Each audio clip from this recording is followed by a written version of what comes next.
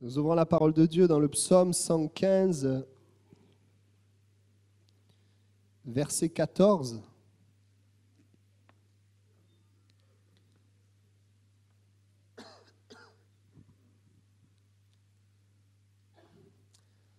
L'Éternel vous multipliera ses faveurs, à vous et à vos enfants.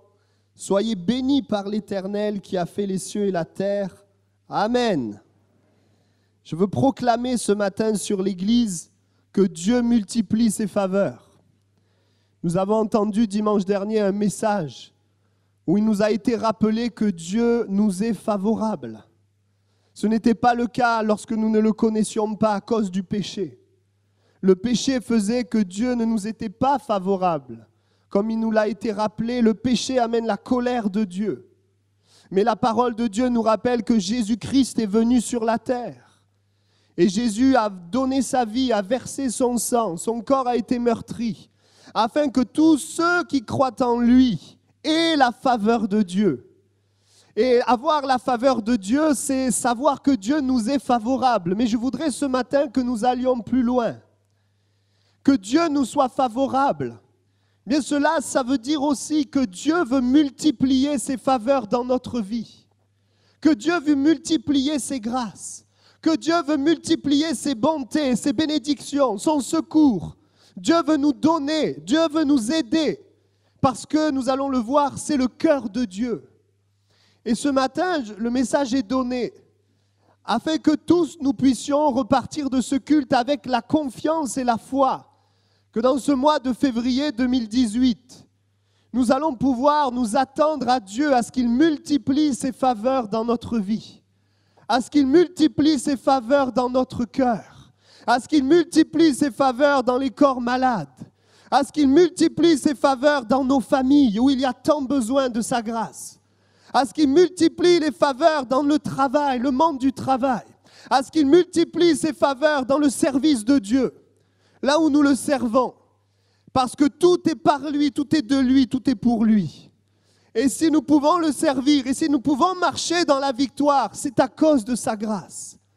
Nous tirons notre force en lui. Et ce matin, nous allons voir que Dieu veut manifester toutes sortes de faveurs, de bonté. Je voudrais vous en présenter quelques-unes dans Éphésiens chapitre 2, verset 10. Éphésiens chapitre 2, verset 10.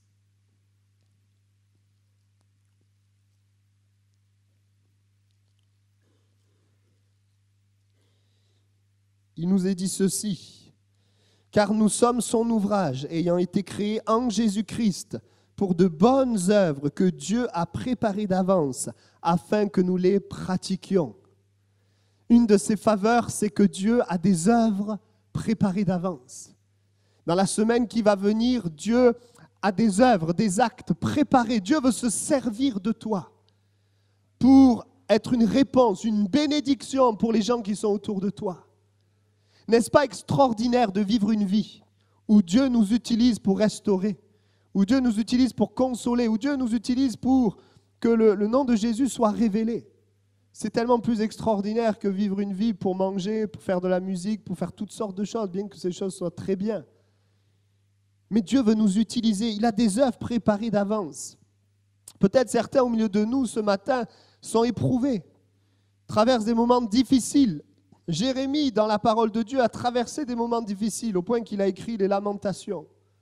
Et dans ces lamentations, il va dire ceci: « Les bontés de l'Éternel ne sont pas à leur terme, mais elles se renouvellent chaque matin. Ses compassions ne sont pas à leur terme. » Les faveurs de Dieu, ce sont toutes ces compassions que Dieu veut renouveler chaque matin de ta vie. Es-tu prêt à le croire pour ce mois de février? Es-tu prêt à te lever le matin en croyant que les bontés de Dieu vont se renouveler, que les grâces de Dieu vont se renouveler dans ta vie? Oui, les bontés, les faveurs, les grâces de Dieu, c'est aussi le Seigneur qui nous parle. C'est une grâce immense de lire la Bible et que l'Esprit de Dieu nous parle et que cette parole que nous lisons, elle nous nourrit, elle nous vivifie, elle nous fortifie. Quand on sait que grand nombre de personnes lisent la Bible et ne comprennent rien, parce que sans l'Esprit de Dieu, on ne peut pas comprendre ce livre. Et chaque matin, de pouvoir se lever et de dire « Seigneur, merci de ce que tu me donnes, ce pain quotidien ». Jésus nous a invités à prier en disant « Seigneur, donne-nous notre pain quotidien ». Où chaque jour de ma vie, j'ai trouvé un trésor. Cette parole vient nourrir mon âme. Dans un monde où les gens nourrissent leur corps, mais leur âme reste vide. Leur âme n'est pas comblée. Je voudrais te dire, les faveurs de Dieu, c'est que Dieu te parle dans ce mois de février. C'est que la parole de Dieu te parle. Les faveurs de Dieu, c'est aussi que le Seigneur nous enseigne dans Jean chapitre 14, verset 26. Jean chapitre 14, verset 26. Il est dit ceci, le consolateur, l'Esprit Saint, que le Père enverra en mon nom, vous enseignera toutes choses et vous rappellera tout ce que je vous ai dit. Les grâces et les faveurs de Dieu, c'est que alors que nous vivons notre vie, Dieu nous enseigne. Dieu nous parle, Dieu nous enseigne. Il nous rappelle ce que le Seigneur Jésus a dit. Il le rappelle à nos vies. Les faveurs de Dieu aussi, nous voyons dans Actes chapitre 2. Actes chapitre 2, verset 28. Voici ce qui est dit, tu m'as fait connaître les sentiers de la vie, tu me rempliras de joie par ta présence. La faveur de Dieu, c'est que ton cœur soit rempli de joie par sa présence. Est-ce que tu ne veux pas que cette joie de Dieu se manifeste dans ton cœur, dans ce mois de février ? Est-ce que tu ne veux pas que la joie de Dieu t'inonde? Est-ce que tu ne veux pas que la présence de Dieu t'accompagne? Dans Romains 5,5, il nous est dit aussi que l'amour de Dieu a été répandu dans nos cœurs par le Saint-Esprit. Et les faveurs de Dieu, c'est que son amour nous inonde. C'est que son amour se manifeste dans notre cœur. Et son amour vient nous toucher. Et quand il vient nous toucher, eh bien, son amour, il est aussi relâché envers les hommes. Il est relâché envers ceux qui sont autour de nous. Je pense aussi dans Proverbe 28,1, ce verset, ce texte qui dit que les justes, ils ont l'assurance d'un jeune lion.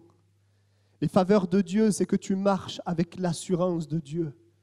Peut-être que tu es dans des peurs et des craintes, mais les faveurs de Dieu veulent se multiplier dans ta vie. Et Dieu veut manifester cette assurance dans notre cœur.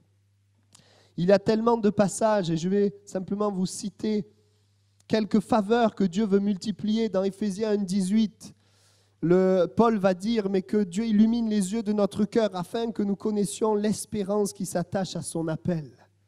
Oh, Dieu veut que tu connaisses l'espérance qui s'attache à son appel pour ta vie. Dieu voudrait que tu saches quels sont les plans, les projets de paix, de bonheur, d'avenir qu'il a pour ta vie.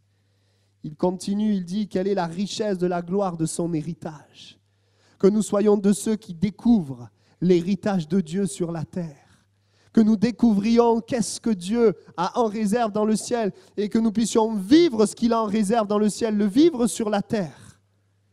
Alléluia. Et puis il dit aussi l'infinie grandeur de sa puissance. Les faveurs de Dieu, c'est d'expérimenter l'infinie grandeur de sa puissance. La puissance de Dieu dans nos situations, la puissance de Dieu dans nos familles, la puissance de Dieu dans nos combats. Oui, les grâces de Dieu, c'est oui que Dieu combat pour nous.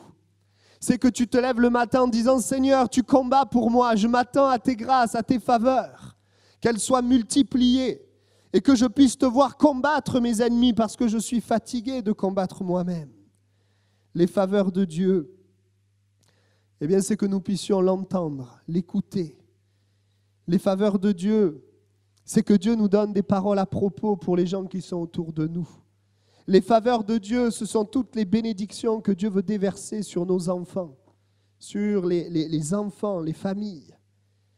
Les faveurs de Dieu, c'est sa sagesse. Il veut que sa sagesse se manifeste.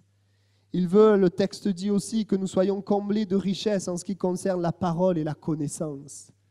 Dieu voudrait que sa connaissance puisse grandir, nous soyons comblés de sa parole.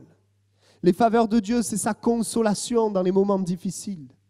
Lorsque nous perdons quelqu'un de notre famille, lorsque nous passons par des moments difficiles, Dieu veut multiplier ses faveurs, Dieu veut consoler nos cœurs. Toutes les faveurs de Dieu sont aussi tous les dons spirituels qu'il veut nous donner pour le service.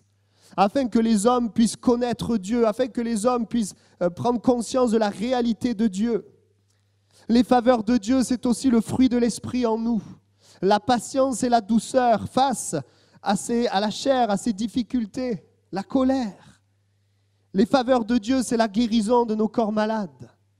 Les faveurs de Dieu, c'est la protection sur notre vie, sur notre famille. Et Dieu dit ce matin, toutes ces choses, je veux les multiplier dans ta vie. Je veux les multiplier, je veux que tu les vives. Je ne veux pas que tu les connaisses, je ne veux pas qu'elles restent coincées au ciel, mais je veux qu'elles se manifestent dans ta vie. Nous allons voir pourquoi, parce que pour que ça se manifeste, c'est par la foi. Pourquoi ces faveurs peuvent être multipliées dans la parole de Dieu? Vous trouvez tout le long des épîtres cette formule qui est répétée, cette formule qui dit que la grâce et la paix soient avec vous tous, de la part de Dieu notre Père et de notre Seigneur Jésus-Christ.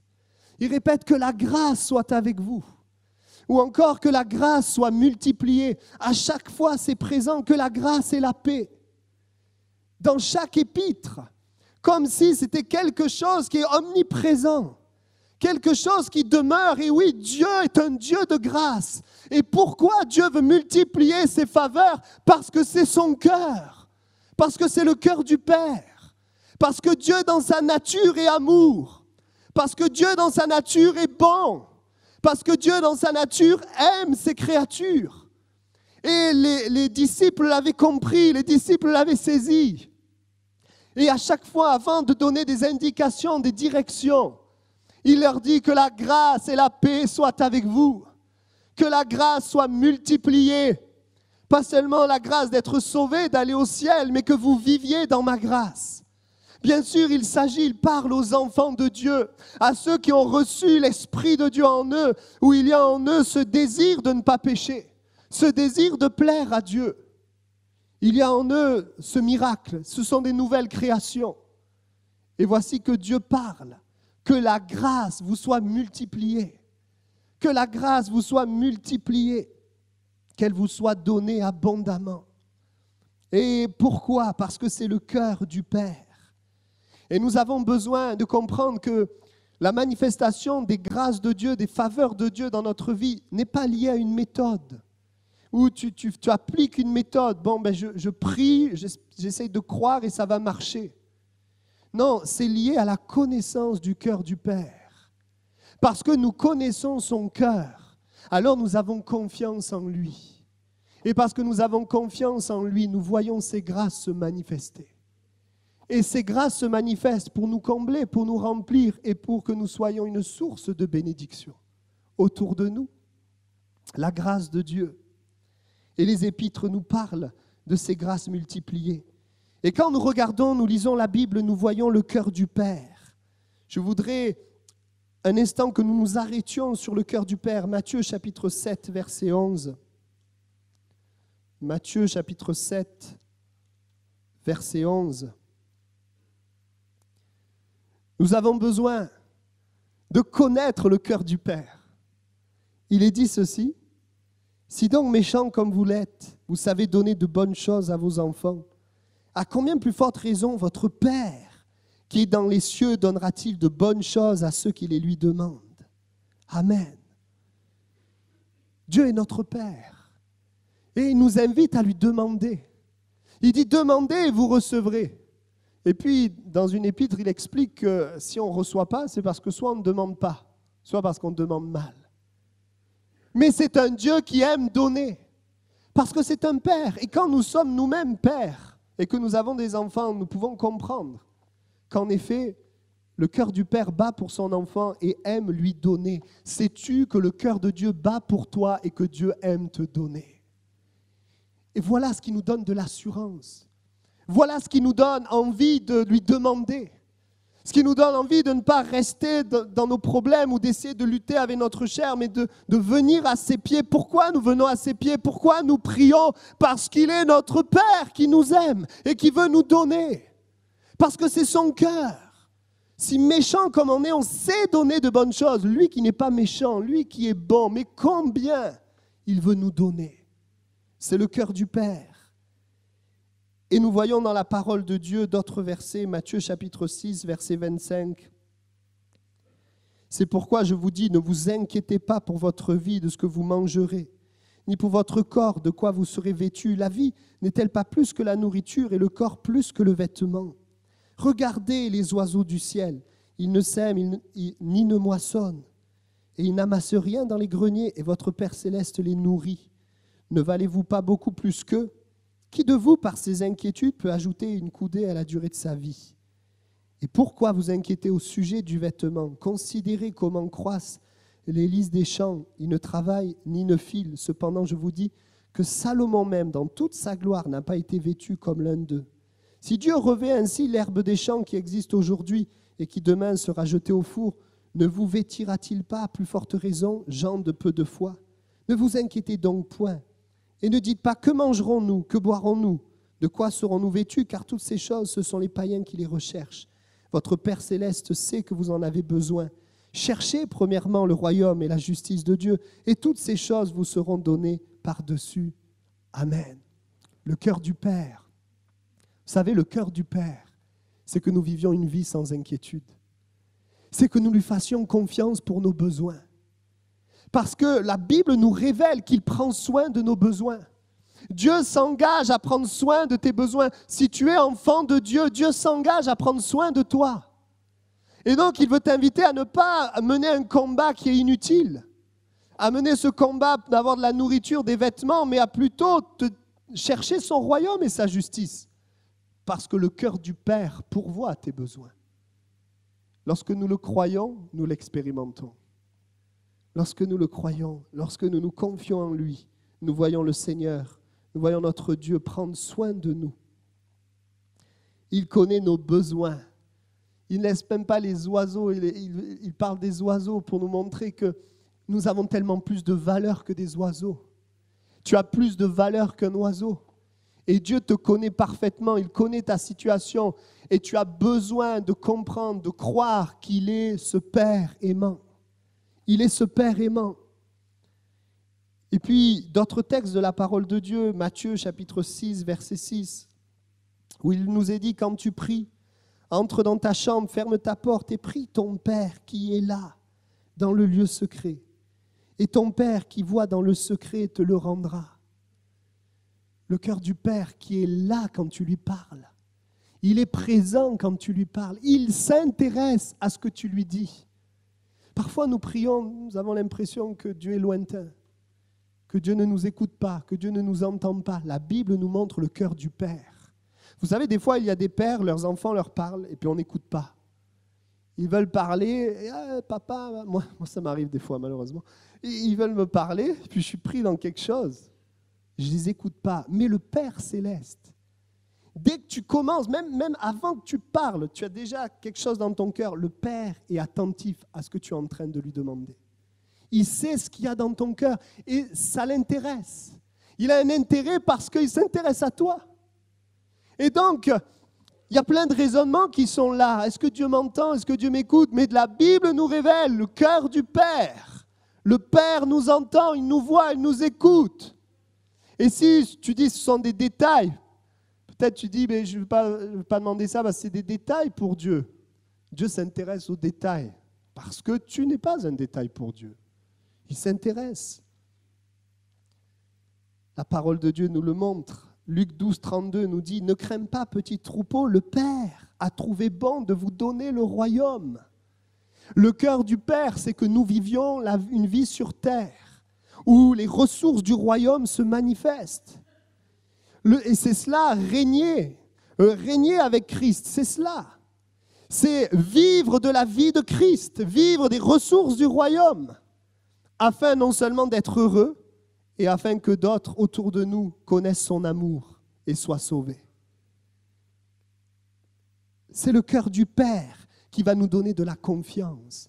C'est de connaître le cœur du Père qui va nous donner de la confiance pour que les faveurs de Dieu se multiplient dans notre vie. Qu'est-ce qui fait que tu vas avoir de l'assurance face à ton problème de travail? Ce n'est pas une méthode, essayer d'appliquer une méthode. Jésus, je te prie de m'aider dans mes problèmes de travail. C'est la connaissance du cœur du Père et la confiance que tu places en lui. le Père qui nous aime, le Père qui garde ses enfants, le Père qui a une volonté, un but, mais aussi des directives, le Père qui nous éduque, le Père qui nous enseigne. Il nous aime. Et toutes ces ressources, toutes ces faveurs que Dieu veut multiplier, la Bible dit que ça ne se fait pas, ça ne va pas de soi, ça ne se fait pas tout seul. Ce n'est pas automatique. Nous pouvons être enfants de Dieu, la Bible dit, et vivre comme des esclaves. La parole de Dieu nous invite à ne pas vivre comme des esclaves, mais à vivre comme des fils et des filles de Dieu. Nous pouvons vivre, être fils de Dieu, vivre comme des esclaves. Nous pouvons, comme le peuple d'Israël, mourir dans le désert. Mais Dieu ne nous appelle pas à mourir dans le désert. Dieu nous appelle dans une vie de victoire. La vie de Canaan, la vie de victoire, la vie de ressources. Mais aussi une vie où les ennemis sont détruits, sont renversés, où le combat est remporté. La foi n'est pas une méthode ni un savoir. La foi, c'est une confiance réelle dans le cœur du Père. Nous pouvons écouter un message comme ce matin et tout savoir que Dieu guérit, que Dieu sauve, et vivre une semaine comme des esclaves et des pauvres. Parce que ce n'est pas un savoir. Mais quand dans mon cœur, je crois vraiment, quel est le cœur du Père? Quand mon cœur croit vraiment que c'est cela le cœur du Père, alors dans ma vie, je ne veux pas rester à vivre dans la chair, mais je veux vivre cette relation d'amour avec lui. Et je veux voir cet amour se manifester. Nous sommes appelés, frères et sœurs, chacun d'entre nous, à vivre les faveurs de Dieu. Et ceux qui ce matin n'ont pas encore Dieu comme leur Père, en venant à Jésus, Dieu veut devenir ton Père. Et tu peux voir ta vie, mais être complètement changée, transformée. Et à chaque fois, et nous l'avons expérimenté, quand nous rencontrons Jésus, nous expérimentons toutes sortes de faveurs de Dieu. Mais ce matin, je voudrais vous dire que Dieu veut continuer de manifester ses faveurs pour ses enfants. Seulement, c'est moins facile qu'au début. Quand tu te convertis, tu ne fais rien que juste venir à Jésus et puis ça marche. Mais ensuite, tu es responsable, tu connais la parole. Ensuite, nous devons apprendre à connaître le cœur du Père. Et quand nous connaissons le cœur du Père, et quand nous croyons dans le cœur du Père, et que nous lui parlons, alors nous voyons cet amour se manifester dans nos vies. Avec la jeunesse, pendant le mois de janvier, nous avons partagé ce que Dieu voulait faire. Nous avons partagé, par exemple, que Dieu veut renouveler ses bontés chaque matin. Et j'ai mis au défi les jeunes de se lever chaque matin de leur vie et de le croire et de s'attendre à voir les bontés de Dieu se manifester. Et pas seulement les bontés de Dieu, mais aussi des œuvres préparées d'avance, différentes choses que Dieu nous promet. Je les ai mis au défi, au lieu d'essayer de faire des efforts, de juste faire confiance dans ce que Dieu dit, juste se confier dans le cœur de Dieu et de proclamer ce que le Seigneur nous dit, qui est notre héritage, on en parlera tout à l'heure, qui fait partie de notre identité. Un grand nombre d'entre eux l'ont fait. Simplement, me lever le matin et déclarer avec foi, pas comme une méthode, parce que je connais le cœur du Père. Je crois que ton cœur est bon envers moi et je proclame ce matin que tes bontés se renouvellent dans ma vie. Et j'ai fait un sondage, c'était hier. Tout ce que nous avons proclamé, nous l'avons vu s'accomplir au mois de janvier. Il y avait 7 choses, je ne vais pas les dire ce matin. Les 7 choses, ceux qui ont cru, ceux qui ont dit « Seigneur, je me confie en toi », ils ont vu ces choses se manifester. Et je pense particulièrement aux œuvres préparées d'avance, un grand nombre d'entre eux, alors que nous essayons d'évangéliser, de parler de Dieu, un grand nombre d'entre eux simplement en disant « Seigneur, merci pour les œuvres préparées d'avance ». Dieu leur a envoyé des âmes. Ils n'ont pas eu besoin d'aller les chercher, Dieu leur a envoyé. Ils ont juste eu besoin de leur partager l'évangile. Parce que nous nous confions en lui. Et quand nous nous confions en lui, la Bible nous dit que Dieu, il honore celui qui se confie en lui. C'est tellement reposant de pouvoir se confier en lui. C'est tellement reposant d'arrêter de lutter et de pouvoir dire « Seigneur, je te fais confiance ». Et alors que nous nous confions en lui, nous voyons ses faveurs se manifester. Nous voyons ses grâces se manifester. Vous savez, Pierre est devenu ce qu'il est devenu parce que dans sa vie, il a vécu les grâces et les faveurs de Dieu. Qu'est-ce qui fait que Pierre a suivi Jésus? Eh bien, c'est parce que Pierre a vu cette pêche miraculeuse. Et quand Pierre a vu cette pêche miraculeuse, il a été convaincu de pécher. Mais Seigneur, retire-toi de moi, je suis un homme pécheur. C'est l'amour de Dieu qui l'a convaincu. Et une fois qu'il a été convaincu, Jésus l'a pris avec lui, puis il a marché, il avait toutes ses faiblesses, tous ses défauts, mais Jésus n'a jamais cessé de l'aimer. Et Pierre va expérimenter toutes sortes de grâces. Dieu va se servir de lui. À un moment donné, même, il va dire, si c'est toi, Jésus, qui marche sur l'eau, dis-moi de venir vers toi. Et Jésus va lui dire, viens, il va marcher sur l'eau. Et puis Pierre va avoir des moments difficiles. Il va avoir des moments de déception, des moments de chute. Il va être déçu de lui-même. Il pensait pouvoir aimer, servir Dieu par ses propres forces. Il va apprendre que il n'a pas de force pour suivre Jésus. Il va renier Jésus. Et qu'est-ce que Jésus fait? Jésus vient vers lui. Et les faveurs de Dieu sont à nouveau manifestées. Le pardon, la restauration. C'est ce qui a donné de la force à Pierre pour ensuite annoncer l'Évangile et voir des âmes être sauvées. Vous savez, frères et sœurs, notre force contre le péché, notre force dans ce monde, c'est Christ, c'est lui. Notre force, c'est de nous confier et de connaître le cœur du Père. C'est notre force. Et ce qui va véritablement se construire en nous, ce n'est pas ce que nous savons ou nous apprenons dans des messages, mais c'est ce que nous expérimentons dans les combats de notre vie. Dans les difficultés de notre vie, c'est comme si Dieu ce matin voulait te dire, les combats qui vont venir la semaine, je voudrais tellement que tu crois dans mon cœur. Et que dans ces problèmes, tu dis, Seigneur, je crois dans ton cœur, je m'attends à toi. Alors tu verras ta foi grandir. Tu verras Dieu honorer ta foi. Amen. Le cœur du Père. Imaginez un enfant à l'école. Et peut-être que son père n'est pas loin, il vient le chercher. Et juste avant de venir le chercher, il a un problème avec un copain qui veut le frapper. Le frère, l'enfant sait que son père, il peut le défendre. Mais s'il le sait simplement, eh bien, ça ne va rien changer. L'enfant va le frapper. Mais si le fils, au-delà de le savoir, dans ce problème se confie dans son père, et il appelle « Papa, j'ai un problème !» Le père va venir et le père va le défendre. Voilà la différence entre savoir et se confier. Savoir n'empêche pas les problèmes de venir, ne nous donne aucune solution, mais se confier, demander à Dieu, change les choses. Le cœur de Dieu veut se manifester dans ta vie. Amen. Deuxièmement, pourquoi? Pourquoi les faveurs de Dieu, Dieu veut les multiplier dans la vie de ses enfants? Eh bien, tout simplement parce que Jésus a payé un grand prix pour ça. Parce qu'un prix a été payé pour que la faveur de Dieu se manifeste. Imaginez si on vous faisait un cadeau, on vous fait un cadeau, quelqu'un vient, vous fait un cadeau, et vous dit non, je ne l'ouvre pas parce que je ne mérite pas.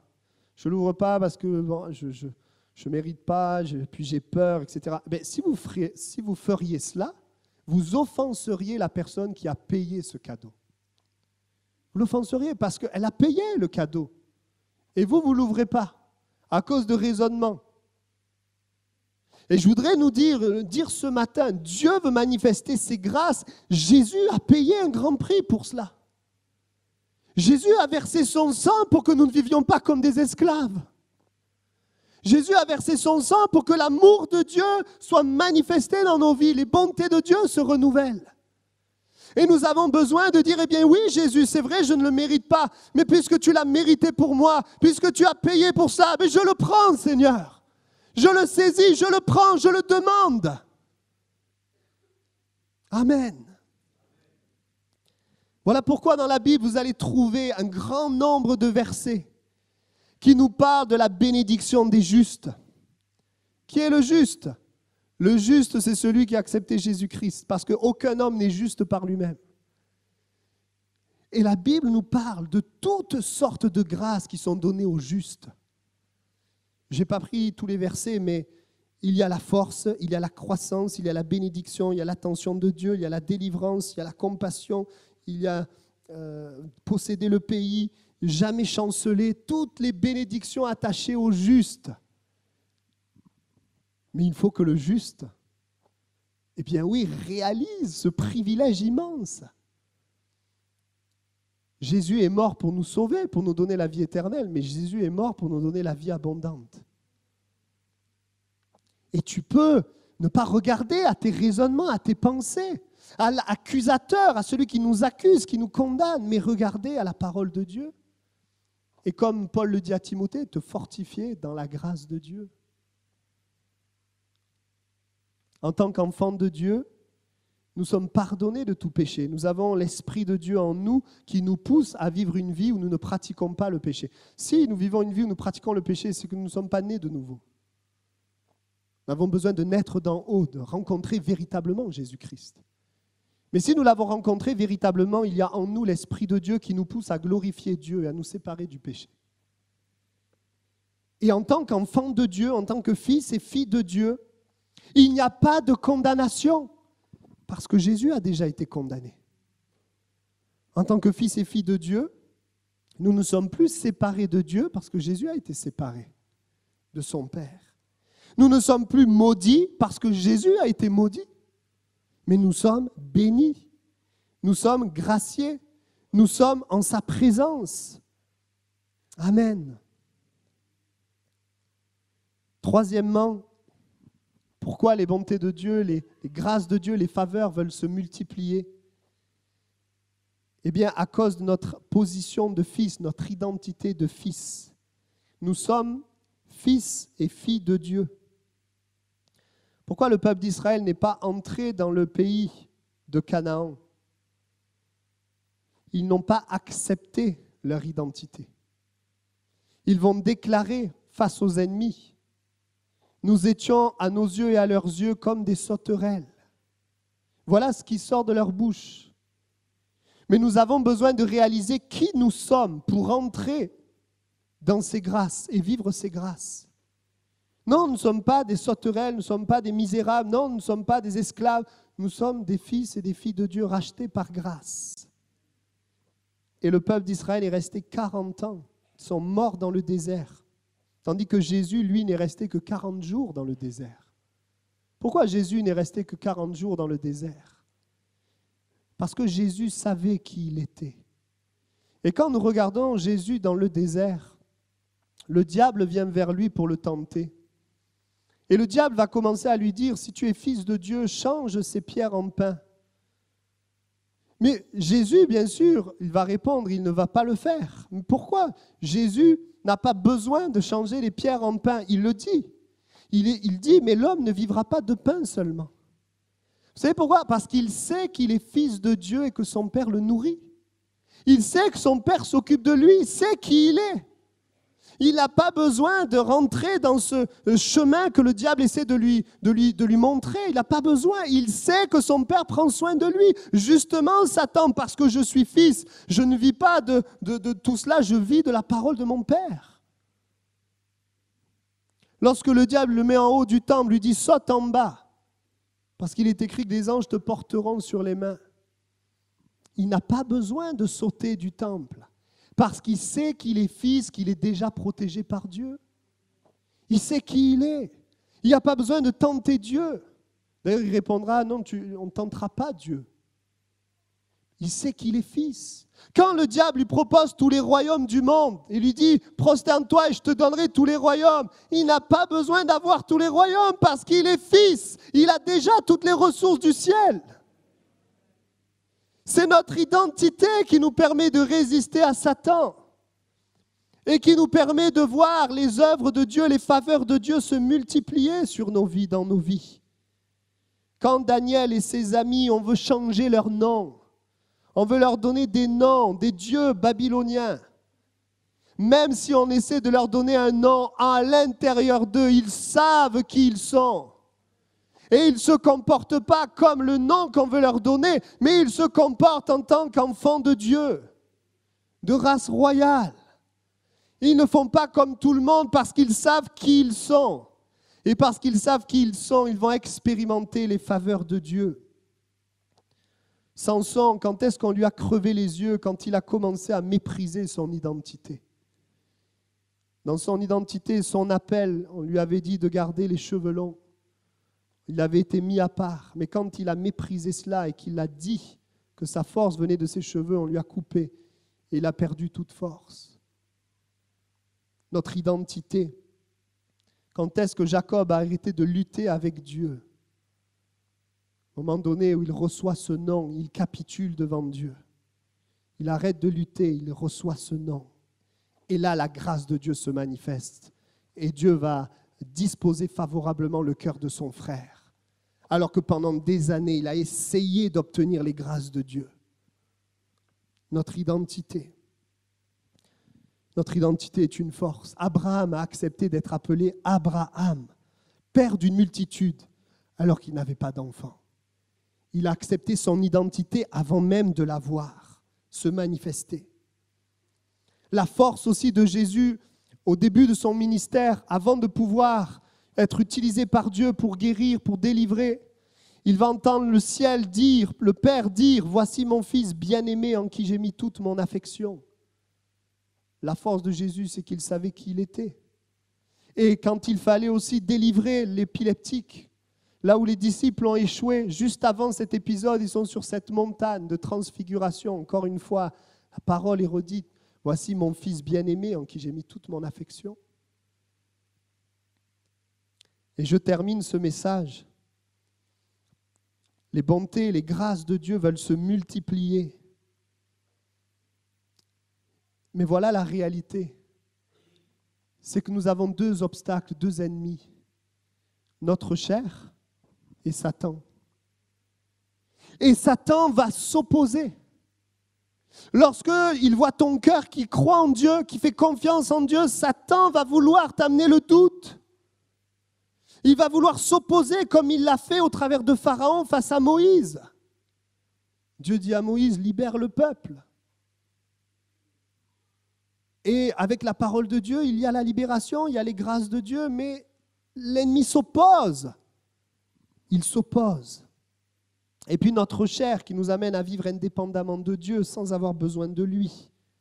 Notre passé avec une certaine vision de Dieu. Tu as peut-être ce matin une certaine vision de Dieu et tu as besoin par le Saint-Esprit que ta vision de Dieu change et que tu réalises que Dieu est amour, que Dieu est bon, que Dieu est puissant. Le diable s'oppose à nous. Et beaucoup, nous ne persévérons pas toujours. Nous ne résistons pas toujours à l'opposition. Alors, le diable gagne des batailles. Et la confiance en Dieu est altérée. Quand tu commences à te confier en Dieu dans une situation et que la chose ne change pas tout de suite, il y a un combat spirituel. Le diable s'oppose. Mais ce n'est pas parce que le diable s'oppose qu'il faut tirer un trait et dire « Eh bien, Dieu ne veut pas m'aider ». Même si le diable s'oppose, nous avons en nous la puissance du Saint-Esprit. Nous avons le nom de Jésus-Christ. Et comme Moïse le faisait, nous pouvons venir dans sa présence et dire « Seigneur, même l'opposition ne changera pas qui tu es. L'opposition ne changera pas ton cœur. L'opposition ne changera pas ta nature. J'ai décidé de faire confiance dans ta nature et je ferai confiance jusqu'à ce que tu interviennes. » Il y a cette parabole qui est forte de cette veuve et ce juge mauvais, méchant. Et dans cette parabole, il nous est révélé le cœur de Dieu. Dieu tardera-t-il à l'égard de ses élus qui crient à lui jour et nuit? Tardera-t-il? Je vous le dis, il fera promptement justice. Mais quand le Fils de l'homme viendra, trouvera-t-il la foi sur la terre? Trouvera-t-il cette confiance malgré l'opposition? La confiance dans le cœur du Père malgré l'opposition, toi qui es malade. La confiance que Dieu guérit malgré la maladie qui perdure. La confiance dans ce qu'il dit, dans ce qu'il est. La confiance dans ce prix qui a été payé. La conscience de mon identité en Christ. Pour pouvoir résister, la Bible ne dit-elle pas résister au diable? Et il fuira loin de vous. Quand le diable voit que tu crois en Jésus ou tu crois en Dieu, il veut absolument ternir l'image de Dieu. Il veut absolument amener le doute. C'est ce qu'il veut faire. Mais grâce soit rendue à Dieu, le Saint-Esprit nous renouvelle. La parole de Dieu nous soutient. Et le Seigneur nous permet d'aller jusqu'au bout dans nos combats, jusqu'à ce que Dieu manifeste sa victoire.